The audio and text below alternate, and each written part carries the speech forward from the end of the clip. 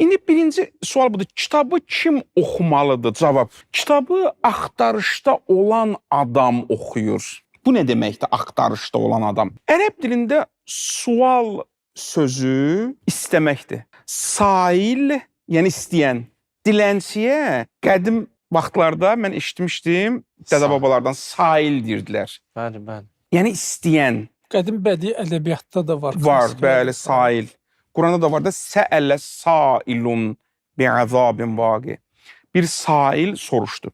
İndi mən nə vaxt istəyirəm? Nə vaxt məsələn su istəyirəm, mənə su gətirin, çörək gətirin. Nə vaxt onun narahatlığını yaşayım mən. Mən niyə su istəyirəm? Susuzam. Niyə çörək istəyirəm? Acam. Acılıq, susuzluq məndə narahatlıq yaradır.